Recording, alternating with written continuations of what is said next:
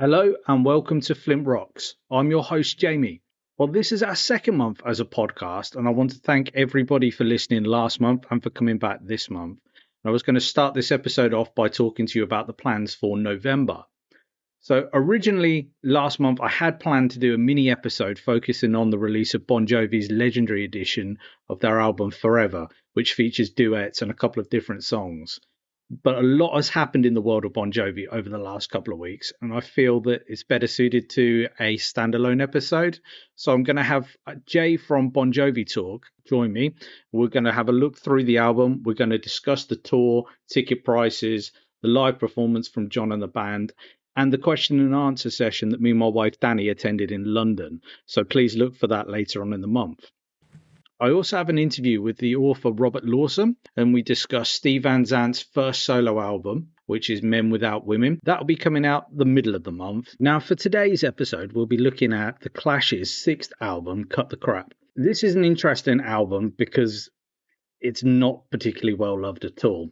If I'm honest with you, most people actually choose to forget this album existed. It was a point where Mick Jones, the co-principal songwriter, lead guitarist, and co-founder, had been dismissed, along with drummer Topper Headon. Jones and Headon were replaced by three unknowns, guitarist Vince White and Nick Sheppard, and drummer Pete Howard. And during the recording sessions, the Clash manager Bernie Rhodes and Joe Strummer fought each other for control of the band's songwriting and musical direction.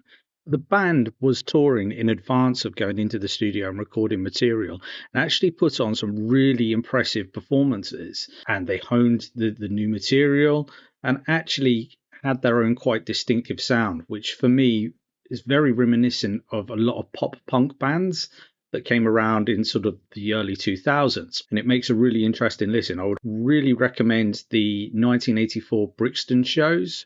By the time the album was released, Joe Strummer distanced himself from the whole project, and the band had kind of imploded at that point. And one would think that was the end of the story. Now we flash forward to the year 2020, and there was a global pandemic taking place. And German musician Gerald Manns, with the help of AI, went in and removed Joe Strummer's vocals from the tracks and recreated the album in the style of the live performances. This new album, called Mohawk Revenge, was met with critical and fan acclaim. Now, over the last couple of years, Gerald has gone back and recreated some more lost music using demos and live tracks, so we get the full studio output of the Clash Mark II. I'm very excited now to share with you my lively interview with Gerald, where we discuss Cut the Crap, Mohawk Revenge, Ain't Diggin No Grave, and stories to do with the Clash Mark II.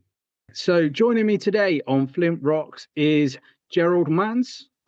Gerald, as I have explained to you listeners before, has done some fantastic work on rehabilitating an album which is quite diversive, to say the least. The Clash's sixth and final studio album, Cut the Crap. So this album was released on the 4th of November 1985, and it was following a turbulent period where lead guitarist and co-principal songwriter Mick Jones had left. Drummer Topper Headon has been dismissed. These were replaced by three unknowns. So we had guitarist Vince White, Nick Sheppard, and drummer Pete Howard. How I feel about the album is very much the Bernie Rhodes, the producer, had got his hands on it and kind of did his own thing, whereas the album didn't really dictate what the band were doing out on the roads. How do you feel about Cut the Crap to start with then, Gerald? Yeah, when it first came out, the single "This Is England" came out, and at the time I was doing civil services in a hospital, and I was really expecting to get it out because I had a lot of bootlegs at the time. We got quite a good record shop here in Dortmund, who provided me with all the bootlegs from the Clash, and I had a couple of bootlegs where the new songs were played, and so I was really anticipating to get this record. But when This Is England came out, I was a bit like, concerned because the drum computers on it and this synthesizer production, but it was quite all right, I think. But when the album itself came out, it was like listening to the first song. It was, what's that? Skipping the next one. What's that? Skipping the next. You know, um, it's not like for example Sandinista, which is quite tough to hear incomplete when you expect a punk album. But the quality was brilliant on Sandinista, so you get used to it. But Cut the Crap is something completely different, especially when it came out, because nobody expected this barrage of drum computers and synthesizers on it, you know. Definitely. That was And just, I yeah, think that was the thing for me. And if I'm totally honest with you, I didn't really listen to Cut the Crap beyond This Is England, because yeah. it didn't feel like the Clash to me. And it Mhm. actually took, just to give you a bit of background from me and how I kind of rediscovered this album, was during COVID. So during COVID, I was collecting a lot more vinyls, and I thought, well, I'm going to complete my Clash collection, so I'm going to sort of give it another go. So I brought the vinyl, listened to it, and I thought, just can't get into it. But there was something about some of the songs that I thought, especially North and South Yeah, and Three Card Trick, that I was like, yeah, right. there's some good lyrics here. And then I Yeah, went absolutely. Yeah, away and listened to the Brixton show. So I believe it was Brixton 1984. They did two shows. yeah, Um, in December, I think, for the that's Striking right. Minds. Yeah. And Mm. I was completely blown away by sort of the live True. performance Yeah, of the yeah, band and the yeah, power of sort of the guitars and yeah, how it was almost, I hate to say pop punk, but there was a lot more. And I'll tell you the band it reminded me of. It reminded me a lot of Sum 41, sort of not sort of yeah, Fat true. Lip or anything like that. But if you go further along into Sum 41's Yeah, discography, there was a yeah, lot more sort of guitar focus, but there was still that punkier edge. And I couldn't get my head around how we went from sort of what I'd listened to on Cut the Crap and yeah. these live performances. And then the next thing for me was I purchased a book. So We Are the Oh, Clash. yeah. Mhm. And this is a fantastic book by Mark Anderson, and I'm going to pronounce this surname wrong, so I do apologize. Ralph Heblodzic. High Um, Butsky, I think, yeah. thank you Yeah, very much for that. And this book that I wholeheartedly recommend takes you through sort of the period of what was going on with the yeah. Clash, but then also brings sort of the political side of things along, what was going on with Thatcher's Britain. And you can sort of, it shows you where the sort of the influences come from, especially songs like North and South. And it also goes through the different tours and encourages you then to sort of search out different bootlegs. So I spent some time just following that sort of 1984 tour and then following on to the Buskin tour as well. Mhm. And it completely changed my opinion and frustrated the hell out of me that this is Yeah, the album that everybody had heard, and there was this band there that was creating really good music. Now, I'm not here saying that, and I guess in almost the sort of the Clash forums, we call them the Clash Mark II, the Clash Two, yeah. were as good as the original Clash, because the original Mhm. Clash were, other than me, I'm a massive Bruce Springsteen fan. Clash is top three bands for me, original Clash. Yeah, But yeah, right. this was a really solid band, and Absolutely. Yeah. they look like I they were. saw him in '84 in Düsseldorf, and as I said, a couple of bootlets from the time, and especially the 1982 and 1981 bootlegs. They lacked a lot of bollocks, you know. What I mean, Yes, yeah, Mick Jones was experimenting with Echoplex devices and stuff like that, phasers, flangers on it. And when I saw him in 1984 in Düsseldorf, they blew me away. You know, even songs like Rock the Casbah felt like a proper punk song. You know, yeah, it was fantastic. So all these not the Clash thing that's going on every time someone posts a picture of the five-man lineup. it get really on my nerves because nobody complains about Big Audio Dynamite changing the whole setup. It's still Big Audio Dynamite. Nobody says, oh, no, don't let's no Big Audio Dynamite. Nobody does this. But with the Clash, it's always the same. Maybe they should have changed their name. I don't know, but who cares? A lot of bands change lineups, so I can't just take them as they are, you know. And it was really when I saw them live, they were on fire, you know. It was really a 5-man army on it. It was great, yeah. And I really found as well how alive Joe Strummer came. That he was enjoying himself. And I'll also say, flipping on when I was talking about the busking tour that they've done afterwards, the bootlegs that are out there are not the best quality, but Strummer really seemed like he was enjoying just getting away from all the crap, cutting the crap, getting out there and performing music and reconnecting sort of with his roots. And I just wanted to run through sort of the track listing with yourself. And then we're going to talk about something that I feel that there's a big project that you've been involved with heavily, which I feel rehabilitates this lineup and rehabilitates this album. So if we just run through your thoughts. Sure. So, Dictator. So what does this song mean to you? Well, as he said in one of these in introductions live, he said this song is about Ronald Reagan's favorite hobby, smashing South America to fuck. It's really for me when it came out, the lyrics are very strong. I think all these images he uses different lyrics. He sings about pilots of the future, video games and stuff like that, like training young kids to be things. Wrong. Sorry, that was We Are the Clash. But Dictator is all like this South America thing with continuing for what he started with Sandinista, you know. Lyrically fantastic. I think it's the worst track on the album, production wise, with all this radio chatter in the background, and the original song is way better. And then we move on to Dirty Punk, which for me should have been sort of one of the highlights from the album, because again, it gets back to, it should get back to basics, but then absolutely, production issues get in the way. So what on Dirty Punk? It's one of the songs where Nick Sheppard's guitar playing worked, because Nick Sheppard was the only other musician who was in the studio in Munich when they recorded it. And this song really features his guitar very prominently. And when I first get a feedback from Nick Sheppard, he said we wanted to use guitars to sound like Steve Jones on Nevermind the Bollocks, you know. That was their aim to do. That's why they use Les Paul guitars on stage, you know.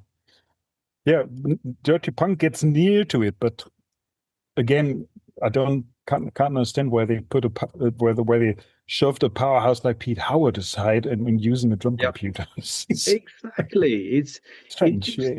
It doesn't make sense. Right? Yeah, absolutely. And then we have We Are the Clash, which for me should have been the introduction. It's almost like it's a statement. It's like, we're not the Clash that you remember, but we are the Clash now. And he Drummer always live, he always introduced it with the word we. He doesn't mean 5 people, but we. And he always wanted to get the audience to be part of that, you know. Yeah, exactly. And I think that's the thing that comes across live better with this particular track. And then we move on to next one must be Are You Ready for War, I think. So again, another powerhouse track live. Absolutely. That has completely lost its power behind some pretty much some daft production choices. That's true. Right. I always loved listening on the bootlegs to Nick Sheppard's guitar playing in the solo way, just do some scratching things on the guitar, which sounds like a DJ scratching some vinyl. It Yep. was fantastic. Really, I loved it, and it doesn't feature on the guitar on the album. And this is the thing that's Shame. I guess is frustrating because they've been out and they've been performing and honing Yeah, these songs. And what I really enjoyed reading through the We Are the Clash book was sort of how they developed songs. So they were working on the songs on the road. So you would think yeah, that right. they would take what's working from the stage into the Mhm. studio, but they don't. Yeah, right. And Yeah, whether right. that was too much of sort of like the production side of things there, and you've got Bernie Rhodes, who was clearly fighting for control over musical Yeah. direction and songwriting Mhm. choices and bits and pieces like that. But again, you would wonder, why is he not listening to what's working, because you're going to get audience feedback. Like you said, you saw the band in Yeah, 1984, so you're going to get that feeling of these tracks are working in this particular way. yeah, um right. and then we move on to Cool Under Heat, which Yeah, is another potentially cool song, but for yeah, me, absolutely. again, and I do keep apologizing that I'm repeating myself, because they are ruined by the production. Yeah, right. Because This was one lyrically, song.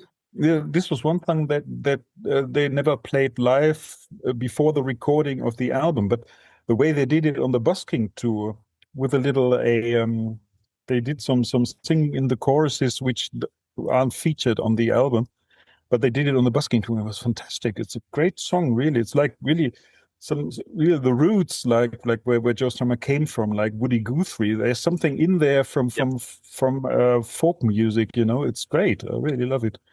Cool Under Yep. Heat's a great song. And then It's a move. bit. Uh, it's one of these songs where these oversized choruses with a hundred of people singing to it is a bit too much in the I think on the album. Yeah. When you listen to it on the busking tour, it's more like five, six, seven people, and it gives for me it's much better to listen to. Well, exactly, It's too because oversized it's sometimes, yeah. it's not the On gang the vocals. terraces chance. Yeah, exactly. And the Terrace's chances come back in 2 songs' time with This Is Yeah, right. England. Yeah, right. Um, and just before we jump to This Is Yeah, England, we've got Movers and Shakers. and Shakers. Yeah, I really love that song. Yeah, brilliant. Exactly. And Yeah. Mm. it's just another one. But these songs are not particularly long songs. They're all sort of a lot of the time sort of round about the 3 minutes. So you would Yeah, think right. that they would be short, snappy. But again, Mm. you want the feeling of a band playing these songs. And I do Mm. really feel, and we'll talk about your version shortly. It's just production choices. This Is Yeah, England, which is probably the most famous song from yeah, this collection of songs, probably because it gets picked up around the time England play football. So, yeah. and I do think because of like you mentioned the terrace chanting, the gang Mm. vocals in there, but this should have been a Clash classic. And a lot of people do say, oh, was it the last great song that the Yeah, band released? absolutely. Yeah. Lyrically, yes, Mm. but it doesn't Wow. sound like a band. This is the Mm. thing for me, that this Yeah, does true. not sound like a band performing it. It sounds like Mm. a producer in the studio is taking a lead singer that I wanted to get your feelings on what you thought Strummer's vocals were like on this album, because obviously you've done a lot of work with them. He does come across a little bored sometimes, and you do wonder, Yeah. is this because he's not bouncing off of his bandmates? Mm. This Is England I think so, yeah. Yeah. is a basis of a good song, Yeah, and absolutely. for me, This it's is, the most mm, passable on the album. yeah, But again, it needs to be strip all the crap away from it. that's true. It has a certain atmosphere, which I really love because this was the song that's for me which was listenable to. Yep. But it was always when I did the live version out of it, I always think the original version is superior. The album version is superior atmosphere wise, production wise. But um, was really tough to get this band song out of it again, because I think he did a good job on that, on the album. But as you said, it doesn't sound like a band. It's true. Yeah. And the next track is there's three songs on here that I Mhm. consider that should be Yeah. up there in the top of sort of like when we are reevaluating the songs, and especially with the work that you've done, this is one that I feel that you have completely sort of changed my opinion on. Three Card Trick. I think this is a fantastic song. It I is. think Yeah. it was fantastic live. Mhm. Again, ruined in the Yeah. studio. But man, as a chorus, this Mhm. is just an earworm for me. Absolutely. Yeah. What are your views on Three Card Trick? Yeah, I really didn't like this skyish feeling on the album, So when I re-recorded it, it was more like I think I took the version they played in Stockholm as a Yep, basis to it, and Big Shepard pointed out that they did some drumming on the in the middle part on it. Pete Howard did a special drumming on it, and so for this new packet, I put another drumming on it. But apart from that, it's a brilliant song. When my band and me we played a Strummer Camp in Manchester about two yep. years ago, and we picked this song to cover there, and it's fantastic to play. Really, it's a great song. It's funny Fantastic. what happens when you play as a band Yeah, right. and not put it through Absolutely. a computer. Mhm. Yeah. Play to win. So, what are your views on Play to Win? Wow. Strange, really strange, Yep, because it hasn't got proper lyrics. It just got the chants as a chorus. Um, doesn't even feel like anybody has anything composed on it. It's just a Norman Watroy bass playing in the choruses, and sometimes in the middle parts. Strange, really. It yep. was the toughest for me to recreate. I didn't know what to do about it, so I thought, yeah, maybe just put some reggae rhythm on it and we'll work. I don't know. And we'll get Yeah, on it was the to toughest one. Just uh, as like a filler. But they didn't need filler at the time. They had so many brilliant songs like Pouring Rain and Jericho and Glue Zombie and whatever. yeah, and Strange. that was going to be my response to you. Yeah, Why why are you leaving Pouring Rain? And this is my thing is I Pouring Rain for me is a yeah, Clash classic. yeah. It's a lost Absolutely. classic. And we've corresponded since Mohawk Revenge a few times. Yeah, And that was the one thing for me. It's like, yeah, why do you leave that off? And especially because it was so prevalent in the live set. And they yeah, worked on it so many different times. If you look through the 1984 tour, there's so yeah. many different versions of that song. And Absolutely, I yeah. know we did get a sort of studio version on, was it the Strummer 002? Yeah, right. We got True. it on there, but it Yeah, wasn't, it was lightweight for me. true, true. Whereas this for me, when I was listening through those 84 shows, that was sort of almost the centerpiece of the Mm. shows for me. That was something that was a major highlight. And then Yeah. when you record in the studio, you stick Play to Win on, and it does feel like sometimes, and I don't know Yeah, if it is self-sabotaging. I don't know if you could go as far as that, or if you've got that internal strife between Bernie Rhodes and yeah. Strummer, and Strummer's just Mm. got to the point where he's gone basically, do whatever the fuck you want with it. Like, it's Yeah, your right, choice. right. Go Yeah. do it. But why would you? Glue Zombie, another song that you mentioned there. Like Mm. Jericho, another Yeah. like songs that would sort of elevate the album. I don't get it. Absolutely. Yeah. Finger Popping, which is a fun song. It's true. I But think a live version from the Brixton Academy from the 6th or some 6th of December. It's brilliant, I think. Um, hmm, but the lyrics are really the weakest, I think. It's yeah, just about boy meets girl, something like that.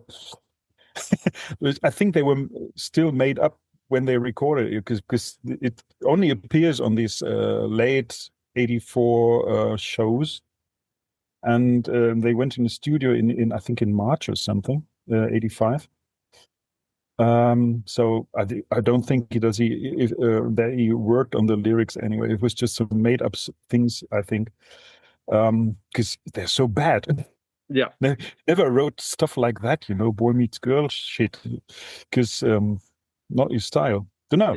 It's not the Clash, is it? Musically, it's great. I think it's really a rocker, but lyrically the weakest one. I had to fight with Mark Anderson when we put the double album out, to have it on at all, because he said, "No, I hate this song. It's so bad lyrically," and I said, "But it needs to be on." Yeah, we were fighting over that. The next song though, I must say, North and South for me. Yeah. Wow. I love North and South, Me too. and Yeah. especially going back to reading the We Are the Clash book Yeah. and Right. reading the stories about sort of Thatcher's Britain, everything that was going on there, and the real divide between the North and Yeah. South True. of the True. UK. It Yeah. was something. This is the kind of song that I feel now, even sort of with what's going on in the UK now, very much you feel like the South Yeah. dominates everything which is going on with the whole country. You've got Yeah. our prime minister and our government sat in London dictating exactly what's happening, cancelling plans, putting mega incinerators in my town to clean their waste up. And it's this song for me is just live. Correct me if I'm wrong. They only really played it a couple of times live, and I believe that I was think two times or something. Yeah. definitely at the Brixton shows. Yeah. But man, what a chorus! Yeah. True. Like simple, effective, but again, production wise, completely ruined on the album. Yeah. But True. that chorus gets stuck in your head. Yeah. And you do feel where I was probably saying that Strummer came across a bit bored, like we've said about lyrically, that was he making them up on the spot? Here, you feel more commitment from him. I really do rate this song. Yeah. Absolutely. It's just part of my when sometimes do some solo sets just with an acoustic guitar, and this is always one of the songs I play there. It's fantastic, really. And then we end the album with Life is Wild. Yeah. Another new song that they haven't played live before or after or whatever. Yeah, it's okay, I think. It's quite a good finale, especially when it gets some crescendo at the end. It's quite a good final point for the album. But as a song itself, it's a bit weak, I think, but who cares? Exactly. That's so that is just kind of looking at Cut the Crap as it is now. Yeah. So yourself decided that this album was really not, and I'm not trying to put words in your mouth, wasn't the best way of sort of showing what the Clash 2 was about. So you've done a little bit of work and released an initial album called Mohawk's Revenge. Yeah. And now going to be following up that album with a double release, timed for the would it be the 40th anniversary of 40th? Yeah. With an exciting new double vinyl project. Can you talk me through your thoughts around Mohawk's Revenge? And we'll just have a little bit of a discussion about that. So where did the idea come from? I think that's probably the best way to start. Yeah, I was since 1985 when the album came out. I always waited for some studio outtakes to come out with the whole band playing it, because I hadn't got the information, because I hadn't read the book from Mark Anderson. That there will be no outtakes on it, but I always waited for it and never came out. And when COVID hit and we all had to go into lockdown, I couldn't rehearse with my mates and no gigs to do and whatever. And my brother, he's a audio engineer in the WDR in Cologne, the radio station. And he provided me with some software where you can isolate the vocals. So that was my first idea, was obviously to rip all Joe Strummer's vocals off Cut the Crap. And so it worked brilliantly, I think. So I started to research a bit what what live version is the best to use, and started to play the drums. I'm not a drummer. It's one big problem. I can't play all the stuff that's drummer at the same time, because I would do the hi-hat first, and then I do the snare and the bass, which is all right, and do some toms, because it's a good thing when uh, you can use several tracks to record it. And after, it was really painstakingly trying to get Pete Howard's timing and drumming perfectly on. It worked. So I started to record the bass and the guitars, and put Joe Thomas vocals back on. And for me, it was like, wow, sounds all right, I think. So I gave the tracks to a couple of friends who I know are open for the Clash Mark II stuff. Yeah. And they're really like, wow, this has to come out. You know, what you want to do with it? And I said, I don't know. It's just fumbling around at home. And so one of my friends, Mario, he said, we have to do a vinyl album of it. And wow, yeah, something like that, you know. So we had to find a pressing plant that asked no questions, copyright wise. So yeah, then we brought out this Mohawk Revenge. And then I got feedback from Mark Anderson. He was really into it. He loved it, every second of it. And he said, but we need to get more. There are more songs that need to be published. You know, like the demo tracks, like, as I said, Glue Zombie, Ammunition, Pouring Rain, Before We Go Forward, and stuff like that. You know. And then Nick Shepard still has contact to Mark Anderson, and he contacted him and said, you can't listen to it because it hurts so much. That's what Nick Shepard said, you know, when he heard the Mohawk Revenge things. But he said I should give the guitars more bollocks, because I love it. They wanted to sound like Steve Jones, you know. Yeah. So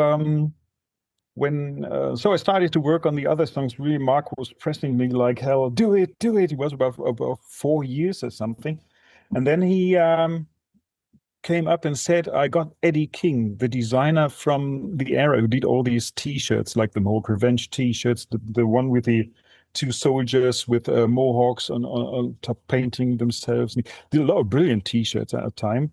And all the posters, the one that was featured on the original Cut the Crap cover with the punk who was just looking away from camera, you know, these things. That was Eddie King. And Mark Anderson said, Eddie King, he's into this project. He wants to design the album because he hadn't the chance, because it was kicked out of the Clash camp just before they started to design the album. So he never got the chance to design it like he wanted it to, and then he was really into it. I have to do it, and he always sent me the graphics and the lyrics. Then we started to find out what's the proper lyrics were, which is sometimes hard to decipher, you know. So we had the help of the If Music Could Talk board. I don't know if you know him. It's a yeah, true. And they helped us a lot with already found out lyrics, so we could put all the lyrics on. So it was, for me, it was just like working on it and working on it and working on it. So it took about 4 years, I think, till we got it ready. And I think in February I sent it away to the pressing plant, all this stuff, and then someone asked me, Gerald, could you, Chris Knowles, who lives in New Jersey, I think, he asked me over the internet, can you do a version of the up-tempo Pouring Rain version? I say, oh yeah, it's not on the album. Shit.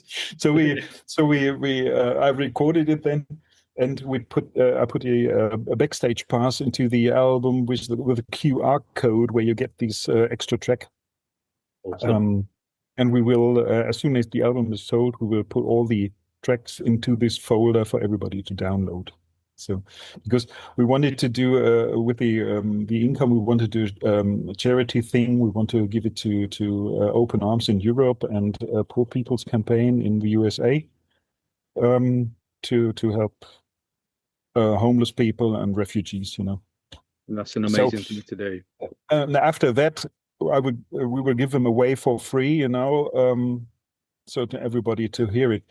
I'm thinking about doing a CD version because a lot of people ask me for CDs. Yeah, I've seen that on sort of the Facebook pages. Yeah, right. Mark is still against it because he said he's afraid the graphics will not come out so good. But I'm thinking of some sort of book, like 8.5 by 8.5 inches, with a hardcover, and to put them to glue the CDs in the back of it, like some of the Joe Strummer boxes where you got a book with CDs in the back, something like that. I don't know. Still thinking about it. No, it sounds really good. So Yeah. on the new version, so the new box set, I believe, is it 25 songs that you've gone up Yeah, to with now? the extra tracks is 25. Yeah, we got a this before we go forward. I made a dub out of it because Mark wanted to put all the speeches Strummer did live. He wanted to put on it just straight behind. He even features it on the extra poster. And we got this dub from Galliani on it. We got 2 busking songs. Yep. Yeah, right. It's really exciting. I mean, when the original Mohawk Revenge came out, I obviously purchased it, and that's why we're talking about it today. And I was blown away by it. And I've got 2 friends. I've got one friend of mine, Jim, and this is how he's got Strummer's a Strummer tattoo down his arm. He's got the most amazing portrait.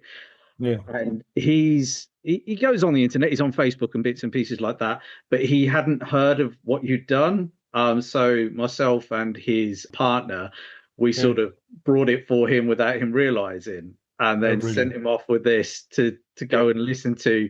And we said, right, now you can finally, after there's 35 years, go and listen to the Clash's final album.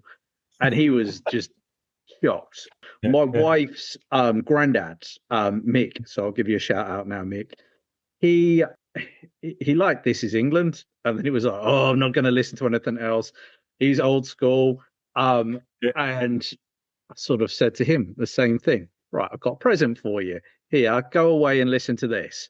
And then the feedback that I got from him was like, "Where did you get this? Like, are these the original demos? Like, what am I listening to here?" And then I think it was quite nice because this happened sort of post COVID, so it was presents for people that we hadn't seen for quite a while, and the feedback has been phenomenal. And I know, I mean, when I was inviting you on the podcast, I looked back at some of our old interactions, and the first thing for me was like, "Are you going to do Pouring Rain?" Because I think that was the thing there, discovering what the band was doing. You naturally want studio tracks as well. Out of the new batch of songs, is the one that you're most proud of? Wow, tough. Putting you on the spot now. I think before we go forward, the good thing was when the Joe Strummer 001 came out, they had this very reduced version, only just the drums and some bit of guitar and bass and singing on it. It was really clear voices on it. I could rip it perfectly often. So yeah, I think this is really like, wow, love it. And the up-tempo version of Pouring Rain, of course. Now appreciate that more than the other version, which I put out first. It was really so much fun to play and to arrange it. It's great. But other songs like "Do It Now," which where I incorporated a solo part, an extra part in it, which isn't featured on the single on the B side, of This Is England. I don't know. It's strange, really hard to tell which one I.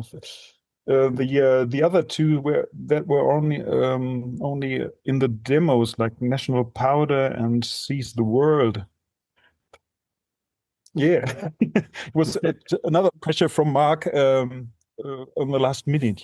Do him. We need some more. Do it. Yeah, just a completist thing. It's like I always wanted to make an anthology where everything's in it.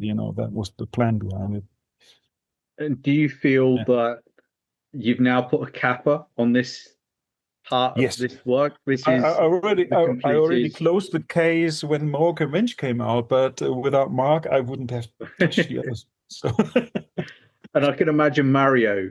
So obviously, I've spoken to Mario a few yeah, times yeah, as well. yeah, He will absolutely, be encouraging you as well. So that's a nice shout absolutely. out for Mario if you're listening as well Yeah, today.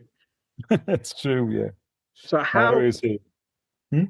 I was going to say, how Yeah. do people contact yourself there in regards to getting a copy of the new box set? It's always on Facebook Messenger.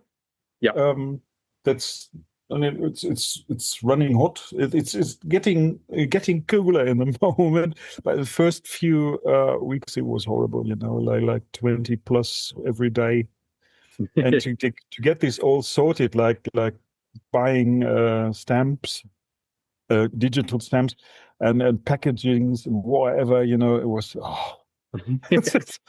it's a work for someone who killed their parents. Wow. Now Mario said he because he did all the how do you call it? He sent all the Mohawk Revengers away. He had them at home. I just had a couple of here. And he said it's a horrible work. We will never do that again. And now we know what he means. I must say as well the packaging, and it was lovely. Like on my jacket, I've still got my Yeah, Mohawks Revenge badge. So that's just yeah, my he did little it. bit, the one I'm walking about, and people do say, Yeah, "What's that it's about then?" great. And Yeah, then you can tell them this absolutely. story. I It can is a lot imagine of it's work great. to get all these packaged together, because all the posters are hand folded. These backstage cards I print on my own and cut them and laminate them. It's a lot of work. It's a passion project. That's the thing, Yeah, and I think it absolutely. is. It is in.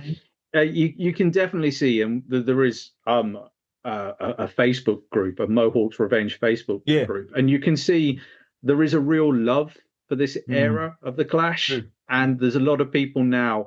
Um, and I always put it in different ways that you almost become nostalgic for things, even when they've been sort of hated. And I'm like I said Yeah. earlier on, I'm a big Springsteen fan. And I Yeah. kind of find that there was that period in sort of the early 90s where Bruce was uncool. Mm. And you had albums such as Human Touch and Lucky Town come out. Yeah. Yeah. Human Touch, there's not much said in that album, but Lucky Town has sort of gone through quite another rehabilitation through Yeah. sort of like the Springsteen sort of fandom. Guns N' Roses, there's a lot now in the Guns N' Roses forum when Slash and Duff had left the band that Mm. people were like, oh no, who are all these other people? Who are these session musicians? And Yeah. now Yeah. people are looking back at some of those shows in that Chinese democracy era and thinking, Yeah. there was a hell of a band there. Like Axel was really fired up for some of that, and especially like the earlier stuff with Buckethead, a lot of people are thinking they weren't trying to be the Guns N' Roses of Use Your Illusions era. They were trying to do Mm. something different.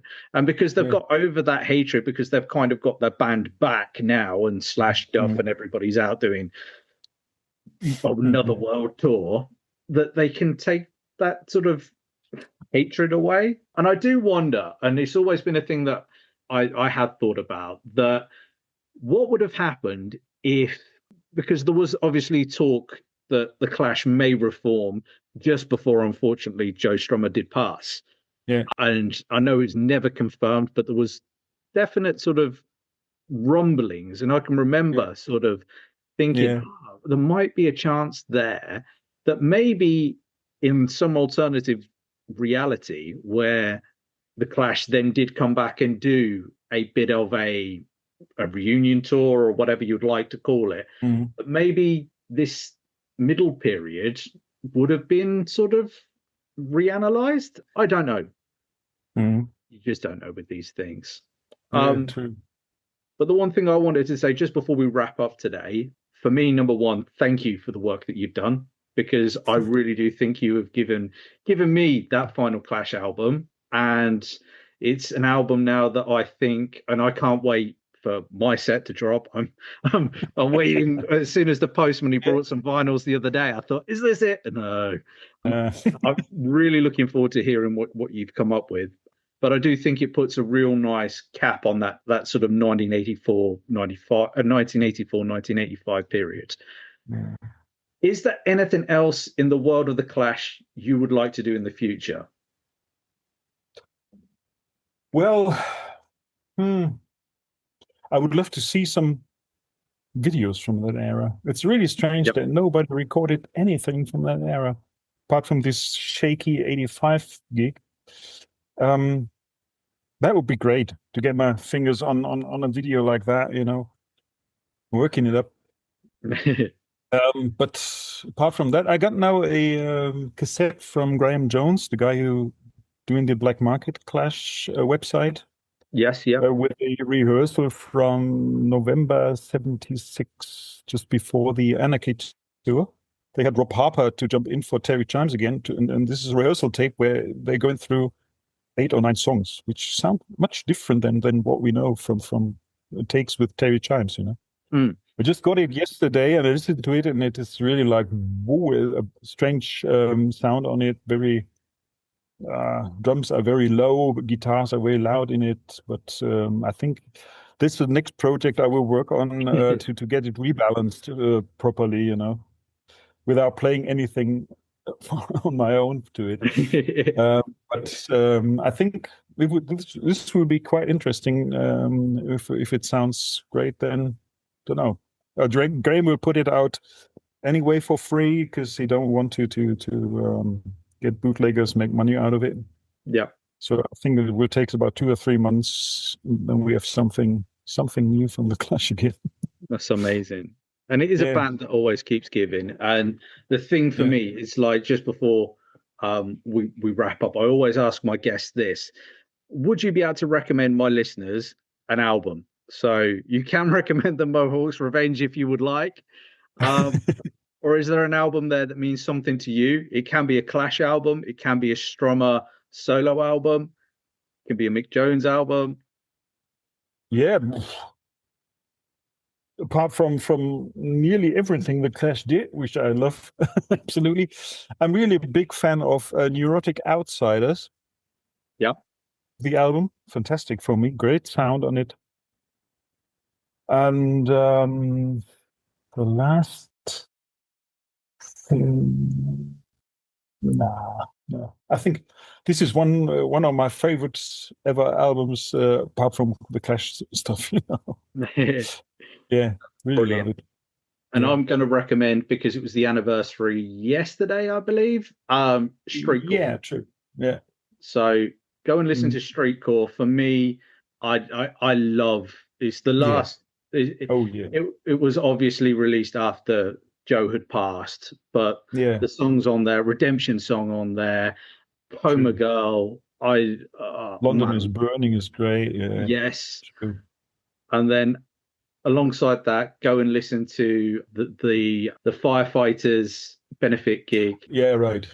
That Mick jumped back up with that's Joe, fantastic.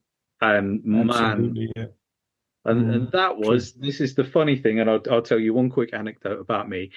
That was the first Clash related CD that I ever listened to. I was coming back with my friend Jim, who I spoke about earlier. At the point, Jim didn't drive, so I was designated driver, and we'd gone off to see some band somewhere, and we would always be saying, right, you choose an album, I'll choose an album.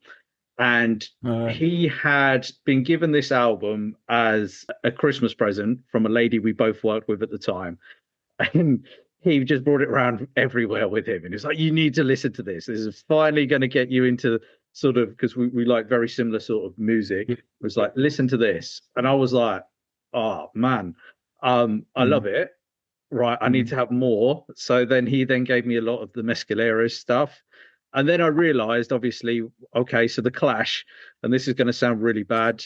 As a kid, I loved London's Calling because it was in a Bond film. So it was featured in Die Another Day. And at the time, I thought this was a new band because it was so when that would have been 2002. That was, and so I was like a young teenager at the time, going and watching Mhm. like the new Bond movie, and I was like, "This is a really cool song." And Yeah. then my dad happened to educate me and saying, "Actually, no, this is a few decades ago that this come out," and Really. that's the thing with the Clash. The Clash are Yeah. timeless. They are, Mm. and I'm going to Yeah. be corny here. They are the only band that matters. And yeah, I just want to thank you, number one, for coming on and having a chat with us this You're afternoon. welcome. And you're more than welcome to come back and discuss any other Clash or All Clash. right. Maybe when the next virus hits, I put my mitts on earthquake weather. Get rid of all these legally guitar bits out of it and make proper punk songs out of it. No, Nah, I'll think about it, but that is something. That is now you've got me yeah, thinking about that because that is an album there that there are some songs buried there, and yeah, just like the one song on it. Forgotten the name. They always say they had already composed it during the '85 tour, during the Busking tour. So I was that street, some of the street. I can't remember the name. Shouting Street, yeah. And I was thinking about, yeah, why not? there might be Let's do something. it. No. Well, let's do away with the virus. just do it anyway. Gangsterville, that's a cracking song on Oh yeah, there. absolutely. I quite like Island Hopping as well. Oh yeah. So yeah, there are some really good songs on there. So Let's see. everybody, feel free to flood this gentleman here's Yeah. Facebook messages with requests for Earthquake Weather to be Yeah. remastered next. So there we go. That's something to consider. Right. So That's true. thank Thank you you. very much for joining.